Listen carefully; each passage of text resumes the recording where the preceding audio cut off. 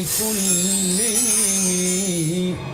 محمد سيد الكونين والثقلين والفريقين من عرب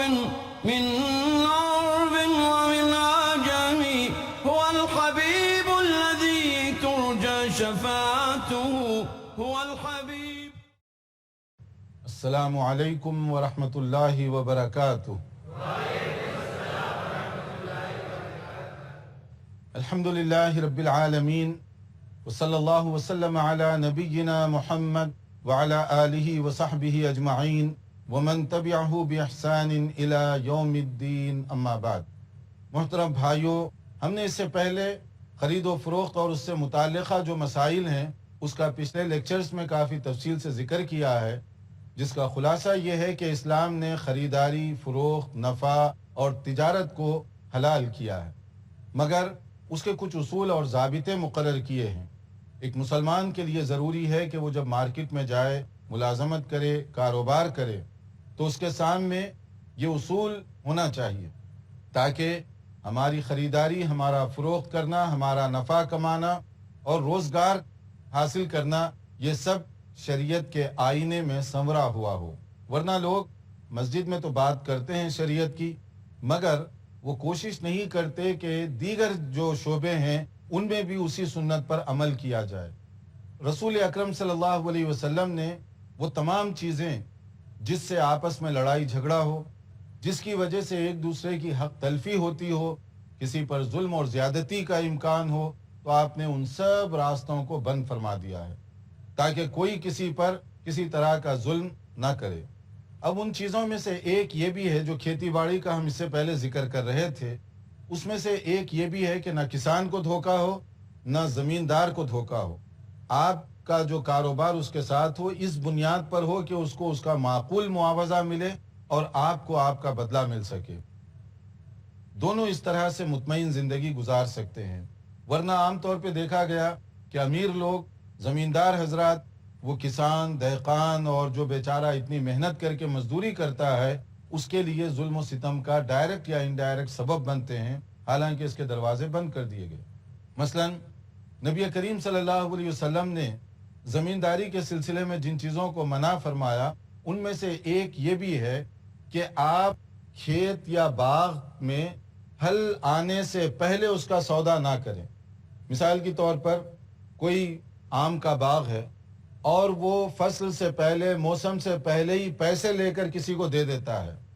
اب سوال یہ ہے کہ آپ پیسے تو لے لیے، اب وہ بیچارہ محنت کر رہا ہے، کوشش کر رہا ہے، ہوا چلی اور پھول گر گیا، پھل ہی نہیں پیدا ہوا، تو اس کو کیا ملا جس نے اتنے پیسے خرچ کیے؟ اور آپ جو پیسے لے رہے ہیں کس کا عوض لے رہے ہیں؟ کیونکہ آپ نے تو پھل نہیں بیچا، پھل آیا ہی نہیں درخت پر. تو اس لیے شریعت یہ کہتی ہے کہ جب پھول سے پھل بن جائے اور پھل آنے کے بعد آپ بیچیں تو اس میں کیا ہوگا؟ ڈاؤٹ ختم ہو جائے گا، کیونکہ پھل کو آپ دیکھ رہے ہیں اپنی آنکھوں سے، کتنا پھل ہے اندازہ لگایا جا سکتا ہے، کتنا وزن ہوگا. پھر جو پیمنٹ کریں گے آپ حق بجانب ہیں، اس میں لینے والا بھی حق بجانب ہوگا. ورنہ آپ تو اپنا پیسہ گھٹ کر لیے، لیکن جو بیچارہ کسان وہ لیا کھیت یا وہ باغ، وہ سارے کا سارا خراب ہو گیا، یا وہ موسم سے پہلے ہی برباد ہو گیا، پھول گر گیا اس کا، تو اب اس کو کیا ملا؟ اس کو کوئی چیز حاصل نہیں ہوئی. اس لیے اس طرح کی جو چیز ہے شریعت اس سے بھی منع کرتی ہے. اسی طرح ایک اور چیز ہے جس سے منع کرتی ہے شریعت، وہ یہ کہ وَلَا يَبِيعُ الرَّجُلُ عَلَى بَيْعِ أَخِيهِ.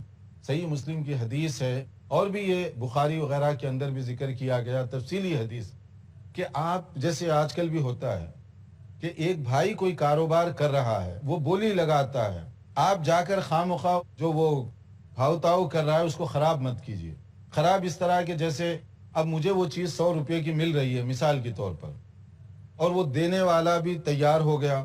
اب اچانک آپ آتے ہیں، آپ دیکھ رہے ہیں 100 روپے میں مسئلہ طے ہو رہا ہے، آپ نے کہا بھیا رک جاؤ میں 110 دوں گا اس کے. اب یہ 110 کی آپ نے جو بولی لگائی غلط بولی لگائی، شریعت اس کی اجازت نہیں دیتی، کیونکہ وہ دونوں خریداری کر رہے ہیں، آپ ان کو کرنے دیجئے. اگر معاملہ طے ہو گیا 100 میں تو ٹھیک ہے، وہ 100 میں لے لیں گے، ختم ہوگی بات. اور اگر وہ گاہک نہیں لینا چاہتا اور وہ کسٹمر واپس چلا جاتا ہے اب آپ کو حق حاصل ہے کہ آپ 100 لگائیے، 10 زیادہ لگائیے، 20 زیادہ لگائیے، لیکن وہ بات کر رہا ہے، آپ بیچ میں جا کر خواہ 10 یا 20 زیادہ کرتے ہیں تاکہ وہ بھی مہنگا اس کو ملے، تو یہ چیز شرعی اعتبار سے درست نہیں ہے۔ اسی طرح بعض لوگ جو ہے ٹھہرے رہتے ہیں، آج کل تو دکانداری میں بہت ہوتا ہے یہ کہ اب ایک کسٹمر گیا اور وہ کوئی چیز پسند کر رہا ہے، اب وہ اس سے پوچھتا ہے کہ یہ کتنے کی ہے، بھاؤ معلوم کرتا ہے اس کی کیا پرائس ہے۔ اب پیچھے سے ایک اور آدمی آتا ہے، وہ بھی ایجنٹ ہوتے ہیں چھوڑے ہوئے، وہ کہتے ہیں بھائی صاحب آپ کو یہ چیز چاہیے، وہ دکان نمبر 3 میں 10 پاؤنڈ کم میں مل رہی ہے، یہ $10 کم میں ملے گی، یہ تو آپ یہاں کے بجائے ادھر چلے جائیے۔ اب آپ جو ہے یہاں کے کسٹمر کو غلط طریقے سے ادھر لے کر جا رہے ہیں، اس سے جو ہے آپس میں دکانداروں کا اعتماد بھی خراب ہوگا، پھر لڑائی جھگڑا بھی ہوگا آپس میں۔ شریعت اس سے بھی منع کرتی ہے کہ ایسے مت کرو، اس کو پہلے اس دکان سے نکلنے دو، اس کے بعد میں پھر آپ جو ہے جو بھی اس کو کہیں لے جانا چاہتے ہیں، کہیں اور کوئی چیز بتانا چاہتے ہیں تو پھر ٹھیک ہے۔ اسی طرح جیسے اور ایک بات بتائی گئی وَلَا يَخْطُبْ عَلَىٰ خِطْبَةِ أَخِيهِ، یعنی مطلب یہ بھی بڑی انٹرسٹنگ ہے، خاص طور پہ نوجوانوں کے لیے۔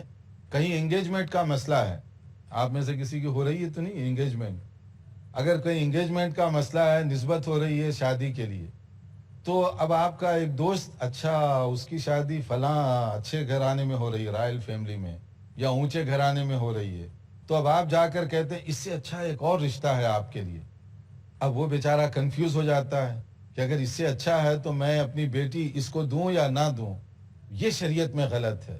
جب وہ آپس میں نسبت کر رہے ہیں تو آپ بیچ میں نہیں جا سکتے اس طرح سے۔ ہاں، صرف ایک صورت میں شریعت اجازت دیتی ہے کہ جس آدمی کے ساتھ میں اپنی بیٹی کی انگیجمنٹ کر رہا ہوں وہ آدمی برا ہے کیریکٹر کے اعتبار سے، دھوکہ باز ہے یا کوئی اور اس کی بڑی غلطیاں ہیں جو مجھے نہیں معلوم، تو آپ از راہ ہمدردی کے اگر مجھے بتائیں کہ بھائی آپ اپنی بیٹی جس کے ساتھ بیاہنا چاہتے ہیں وہ آدمی تو کرپٹ ہے، یا وہ آدمی کے اندر یہ عیب ہے یہ عیب ہے جو آپ کو نہیں معلوم ہے، تو یہ تو اچھی بات ہوئی، کیونکہ آپ بر وقت ایک آدمی کو گڑھے میں گرنے سے پہلے بچا رہے ہیں، یہ اچھی بات ہے۔ لیکن بری بات کب ہے؟ ایک آدمی جب انگیجمنٹ کر رہا ہے تو آپ خواہ اس کو خراب کر کے ان کو کنفیوز کرتے ہیں کہ وہ فلاں آدمی اس کے پاس ڈگری اونچی ہے یا اس کا جاب اچھا ہے یا وہ تو باہر کا ویزا بھی اپنے ساتھ رکھا ہوا ہے، ادھر شادی ہوئی آپ کی بیٹی اڑتی چلی گئی، تو اب یہ جو انداز ہے اس سے آپ اس کو کنفیوز کریں گے، یہ چیز غلط ہے اور اس کی شریعت اجازت نہیں دیتی۔ اسی طرح ایک اور پرابلم بھی ہے، وہ یہ ہے کہ وَلَا تَسْأَلُ الْمَرْأَ طَلَاقَ أُخْتِهَا لِتَكْفَى مَا فِي إِنَائِهَا، یہ بھی جائز نہیں ہے کہ کوئی آدمی اگر 2 بیویاں رکھتا ہوا ہو اور وہ جو ہے ایک بیوی اس کی ڈیمانڈ کر کے دوسری بیوی کو طلاق دلوا دیتی ہے بغیر ریزن کے، تاکہ وہ اکیلی رہے اور اس کا فائدہ زیادہ سے زیادہ اٹھائے۔ شریعت اس کو بھی جائز نہیں کہتی کہ کیونکہ آپ ایک عورت پر ظلم کر رہے ہیں اس طرح، اپنے فائدے کے لیے، دونوں اس کی بیویاں ہیں اور اپنے فائدے کے لیے آپ جو ہے کسی طرح اس کو شوہر کے خلاف کر کے اس سے طلاق دلوا دیتے ہیں، اور مقصد یہ ہوتا ہے کہ میں اکیلی رہوں، تو یہ چیز جو ہے جو طلاق ہو رہی ہے یہ غلط تدبیر کی وجہ سے ہو رہی ہے، شریعت اس کو پسند نہیں کرتی۔ دیکھیے کتنی پاکیزہ ہے ہماری شریعت کہ ہر جگہ کس طریقے سے ہم سب کو نقصانات سے شریعت محفوظ رکھ رہی ہے۔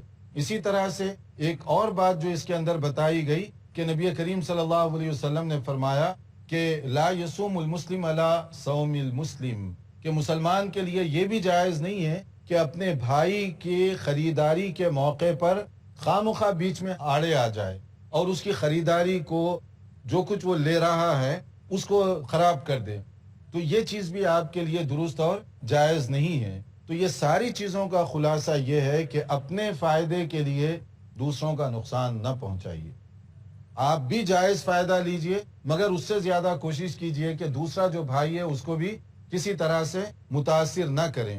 اسی طرح ایک اور چیز جو نبی کریم صلی اللہ علیہ وسلم نے فرمائی، اس میں بھی ہمدردی ہے۔ مثلا ایک بکری ہے، اس کے 2 بچے ہیں، آپ بکری کو خریدتے ہیں، بچوں کو جدا کر دیتے ہیں، یہ منع ہے شریعت میں، کیونکہ بکری بھی ماں ہے نا، اس کا بھی دل ہے، تو اس لیے آپ اس کے ساتھ، یہ جانور ہے تو ظلم نہ کیجیے۔ اسی طرح 2 چھوٹی عمر کے بچڑے ہیں، کم عمر کی بکری کے بچے ہیں، گائے کے بچے ہیں، دونوں کو الگ الگ کر کے سیل کرنا یہ بھی شریعت میں درست نہیں رکھا گیا۔ اتنی شریعت خیال رکھ رہی ہے، یعنی ہمارا دین دیکھیے اتنا پاکیزہ اور اتنا بلند ہے انسان کو نقصان پہنچانا تو دور کی بات ہے، اللہ کے نبی صلی اللہ علیہ وسلم نے جانور اور پرندوں کو بھی اس طرح سے تکلیف دینے کو پسند نہیں فرمایا، کیونکہ دونوں بکری کے بچے ہیں، چھوٹے ہیں. اب ایک کسٹمر آتا ہے اے، اس کو آپ نے ایک بچہ بیچ دیا، دوسرا بی آتا ہے تو دوسرا بچہ اس کو بیچ دیا، تو دونوں الگ الگ ہو گئے نا. شریعت اس کو پسند نہیں کرتی. شریعت یہ کہتی ہے کہ بیچنا ہے تو دونوں کو اکٹھے بیچو، رکھنا ہے تو دونوں کو اکٹھے رکھو. ہاں جب بڑے ہو گئے پھر تو وہ الگ ہے، لیکن جب تک بچے ہیں ان کا یہ خاص طور پہ خیال رکھو. یعنی دیکھیے اب نبی صلی اللہ علیہ وسلم کتنے مشفق ہیں، کتنے مہربان ہیں کہ جانوروں کے ساتھ اتنی ہمدردی، پرندوں کے ساتھ اتنی ہمدردی کی آپ تعلیم دے رہے ہیں. اور جو آدمی ہمارے نبی کی ان سنتوں کو سمجھے گا، کیا کبھی وہ انسانوں پر کوئی ظلم کر سکتا ہے؟ کوئی انسانوں کے ساتھ زیادتی کر سکتا ہے؟ قطعاً نہیں کر سکتا. اگر کوئی کر رہا ہے تو اس کا معنی یہ ہوا کہ اس نے نبی کے فرمان کو نہیں سمجھا، نبی کے طریقے کو نہیں سمجھا. اس لیے آپ نبی صلی اللہ علیہ وسلم کے طریقے کو عام کیجئے. اب قیمت کی بات آ گئی. اب یہ ہے مسئلہ موجودہ مارکیٹنگ کا بھی. پرائس کنٹرول کون کرے گا؟ فکس کون کرے گا قیمت؟ ابھی بھی ہوتا ہے نا، بعض چیزوں پر قیمت فکس کی جاتی ہے. جب قیمت فکس کی جائے تو کیا ہوتا ہے، کبھی کبھی بلیک مارکیٹنگ شروع ہو جاتی ہے. تو شریعت کیا کہتی ہے؟ دیکھتے رہیے ہمارا پروگرام. ایک مختصر بریک کے بعد دوبارہ حاضر ہوں گے انشاءاللہ. والثقلين. ناظرین، بریک سے پہلے ہم بتا رہے تھے کہ خرید و فروخت میں یا مارکیٹ میں دھوکہ بازی بھی منع ہے، ہمدردی بھی ہونی چاہیے. خریدار کے ساتھ بھی ہمدردی ہو، بیچنے والے کے ساتھ بھی ہمدردی ہو، دونوں کے ساتھ ہمدردی کا پہلو ہو. اسی طرح سے اسلام ایک ایسا پاکیزہ دین ہے جس میں جانوروں پر بھی رحم کیا گیا، پرندوں پر بھی رحم کیا گیا. جیسے نبی کریم صلی اللہ علیہ وسلم نے اگر کوئی بکری کے 2 بچے ہیں چھوٹے، ان کو الگ الگ کر کے بیچنے سے منع فرمایا کہ اس کے ذریعے سے ظاہر ہے کہ ان کو تکلیف پہنچتی ہے.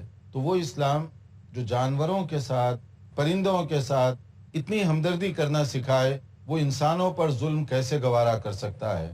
اب اس کے بعد ایک اور مسئلہ تھا، وہ قیمتوں کے بارے میں، پرائس کے بارے میں، جو کہ آج کل بھی بہت ایک پرابلم ہوتا ہے کہ کبھی فکس کر دی جاتی ہے قیمت. جب قیمت فکس کر دی جائے تو اس کا ایک نقصان ہوتا ہے. اور وہ نقصان کیا ہوتا ہے؟ چیزیں بلیک مارکیٹ میں بکنے لگتی ہیں. مثلا اگر آپ کوئی چاول ہے اور اس کی ایک قیمت مقرر کر دیتے ہیں، اب دکاندار کیا کریں گے؟ عام طور پر تاجر حضرات اس کو جو ہے مارکیٹ میں آنے سے روک لیں گے.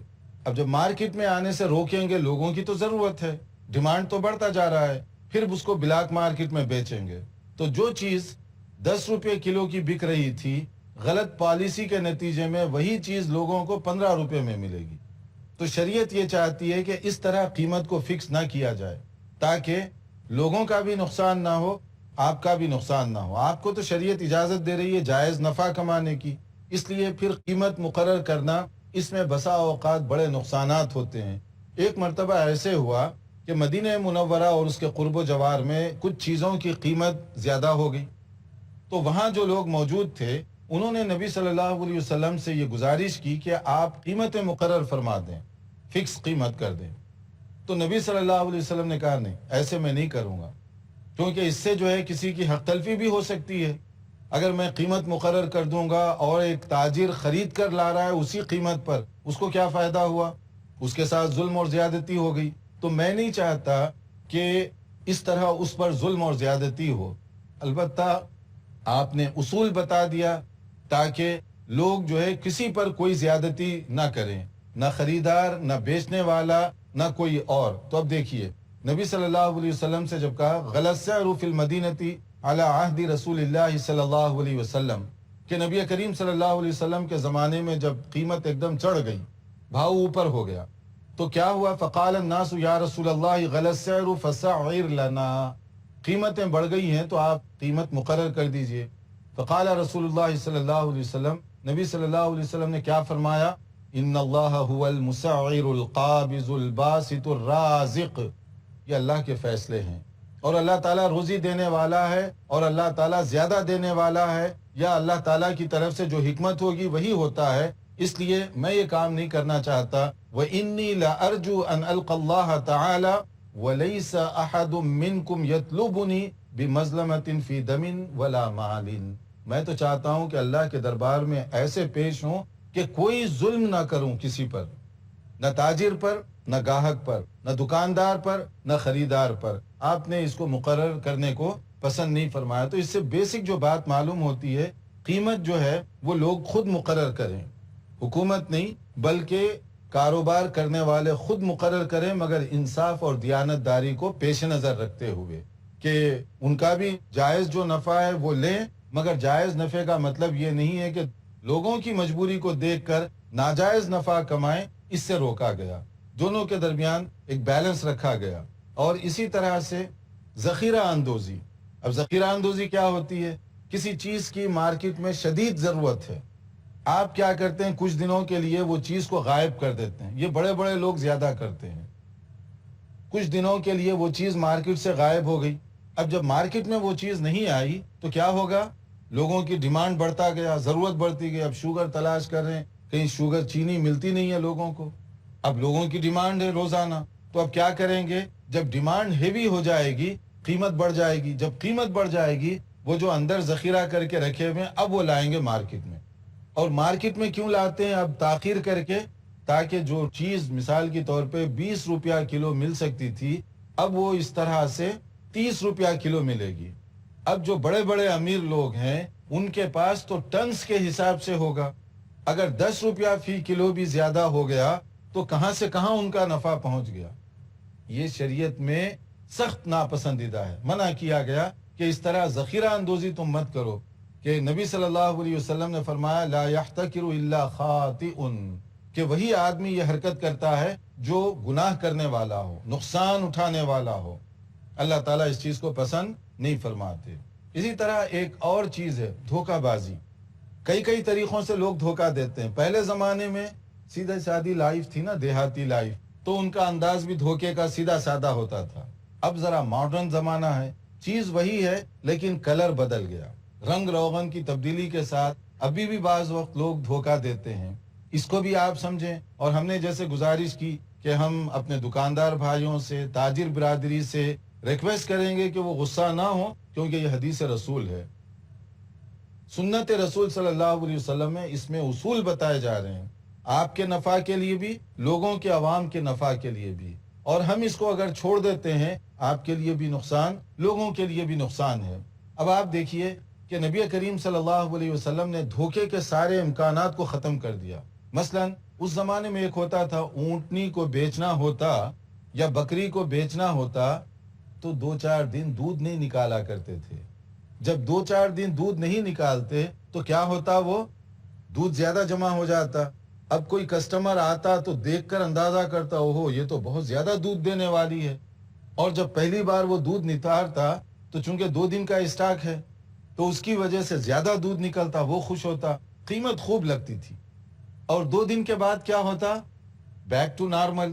اب وہ جو تھا وہ اصلی تو دودھ نہیں تھا، 2 دن کا تھا وہ.